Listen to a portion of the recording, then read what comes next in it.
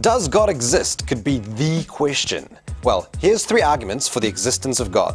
1. The design argument. It is hard to deny the order and beauty of nature. The amount of intelligibility, the way that bits and pieces coexist, order and regularity.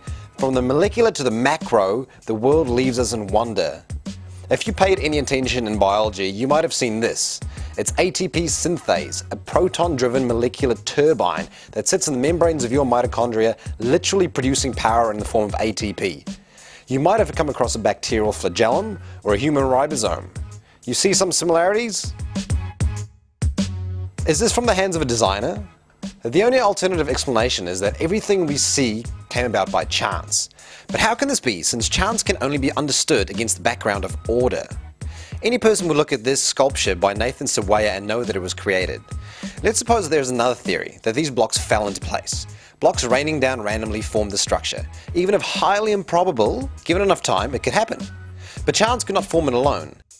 The interaction of subatomic particles, the spatial relationship of these atoms within the plastic, the forces holding these atoms together, the friction between the surfaces of the Lego blocks, a platform for the structure to form on, the interaction of gravity and matter, you'd have to assume all these and more before chance could act. So before chance could work, you require order. And it's the order that we see that suggests a creator. 2. The argument from change. Everything is in a constant state of flux. This is a seed. A seed can grow to be a giant tree.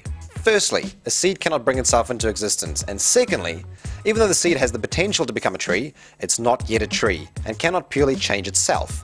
It needs to be acted on by other things around it. It needs some dirt, some water, some nutrients. For argument's sake, let's say the seed requires 7 changes so it can change. Now the next question is, are these changes remaining constant, or are they themselves changing? Well, they're changing. So these 7 changes each need their changes to change. Now, zoom out. The universe is the sum total of space, matter and time. Space, matter and time are continually changing, but can't bring themselves into being or make themselves change.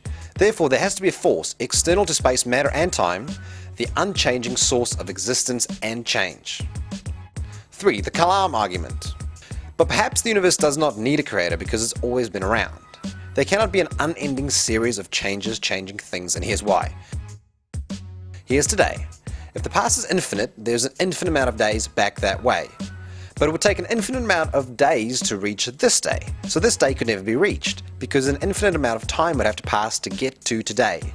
So the universe must have had a start, and must have had a reason to start.